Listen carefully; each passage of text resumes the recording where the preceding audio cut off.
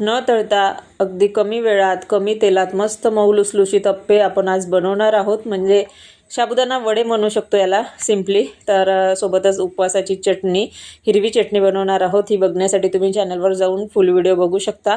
तर इथे मी साबुदाणा भिजत ठेवला होता. भिजत ठेवताना त्यामध्ये पाणी थोडंसं कमी टाकायचं, साबुदाण्यापेक्षा 3 तास भिजत ठेवायचा म्हणजे आरामात मुरतो. आता यामध्ये संभार, मिरची, आलू, जिरं पावडर, शेंगदाण्याचा कूट, मीठ, साखर आणि लिंबाचा रस टाकून मिक्स करायचं मस्तपैकी.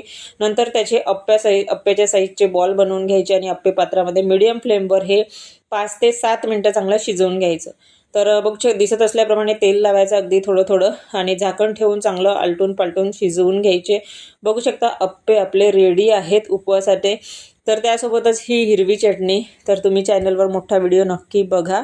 आणि आता उपवासाचे श्रावण महिना आहे, उपवास असतोच भरपूर जणांना, नक्की करून बघा. मस्त खा, स्वस्त राहा. व्हिडिओ आवडलात लाईक, शेअर आणि सबस्क्राईब.